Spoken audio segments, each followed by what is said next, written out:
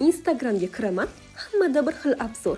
Trenddagi ashulalar qildi-ku bizni bezor. Shunda dedim o'zimga: "Ey Nargiz, qalaming ol. Sandiqda chang bo'lib yotgan qobiliyating ishga sol." Bu videoni ko'rsangiz agar yurakchani bosib qo'ying. Juda mehringiz oshib ketsa, obuna ham bo'lib qo'ying. 1 gramni 4 ga bo'lib, mayda qilib to'g'raymiz. Qizil sabzini olib, qirg'ichdan o'tkazamiz. Peshonadan tuzni olib, ayamasdan sepamiz. Bor zahrimizni sochib, suvini siqib olamiz. Kashnich, koreyskiy tuz, qalampirni solamiz. Shu joyida navbatni reklamaga beramiz. Millat tarixida hali bunaqasi bo'lmagan. Bir kelin uyidagi barcha idishlari, kir kiyimlari hammasini Bavi kislorodniy очистители yordamida tozalab, u yerda bir dona ham chirk idish, kir kiyimlar qolmaydi. Qaynonalarning aytishlaricha, bunaqasi hali tarixda bo'lmagan ekan. Elnar Cooking profilidan uzoqlashmang. Reklamamiz tugadi.